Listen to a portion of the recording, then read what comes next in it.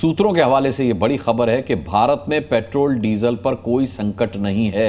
ये सूत्रों के हवाले से खबर है कि भारत के पास तेल का पर्याप्त भंडार है, पेट्रोल डीजल के दामों में इजाफा नहीं होगा, वहां के हालात से भारत में चिंता नहीं है। सूत्रों के हवाले से खबर है कच्चे तेल की मांग से अधिक आपूर्ति है। सूत्र ये बताते हैं कि भारत 40 देशों से कच्चा तेल खरीद रहा है, तो यहां पर कोई संकट नहीं है। मैं श्याम कुमार जी आपके पास आऊं, उससे पहले इस खबर पर हर्षवर्धन जी आपका रिएक्शन लेना चाहूंगा। मैं उस वक्त छोटा हुआ करता था जब गल्फ कंट्रीज का युद्ध चला था और हमारे यहाँ पेट्रोल डीजल के दाम बढ़े थे, और सरकार की तरफ से मुझे अच्छी तरह याद है ये बयान आया था कि जब ये युद्ध खत्म हो जाएगा तो पेट्रोल डीजल के दाम वापस अपने पुराने दामों पर आ जाएंगे, लेकिन ऐसा कभी नहीं हुआ। वो पेट्रोल के दाम फिर कभी कम नहीं हुए। अब ये कहा जा रहा है कि कोई संकट नहीं है, लेकिन हकीकत क्या है सर?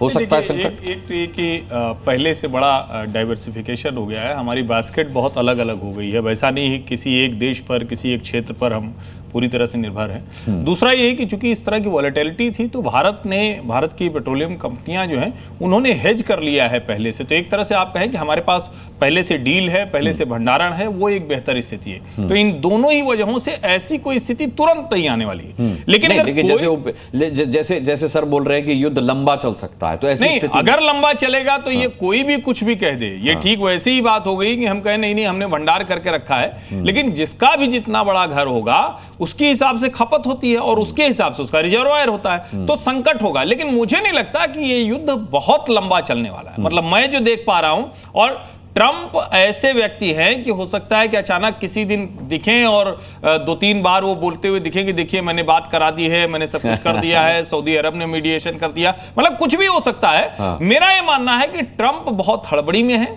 उस स्थिति में नहीं है जो अमेरिका के जो कुर्सी पर बैठने की, जो प्रेसिडेंट की जो कुर्सी होती है उस पर वो स्थिति में नहीं है। उनको कुछ तो गड़बड़ है, कुछ तो उनको नहीं समझ में आ रहा है कि क्या करना चाहिए। और मैं फिर कह रहा हूं, ईरान जो कुछ कर रहा है, जो कट्टरता है, वो बेहद खतरनाक है, वो किसी के भी हित में नहीं है। लेकिन भारत के लिए ईरान की स्ट्रेटजिक उसकी जरूरत है, उसकी इंपॉर्टेंस है, और भारत इसीलिए दोनों से आप इक्वी डिस्टेंस कह लीजिए, बैलेंस कह लीजिए, वो बनाकर चलता है। वो यूएन के जो प्रपोजल है उस पर रेजोल्यूशन से आउट हो जाता है, एब्सेंट हो जाता है, जो गाजा पर है। लेकिन यहां पर दोनों विदेश मंत्रियों से हमारे विदेश मंत्री डॉक्टर एस जयशंकर बात करते हैं, तो इससे भी समझना चाहिए। और भारत के लोगों को कम से कम, मैं इसको बार बार कहता हूं कि सोशल मीडिया पर ठीक है आप हर चीज पे कुछ आता है तो तुरंत एक बड़ा वर्ग तैयार हो गया है दोनों तरफ से।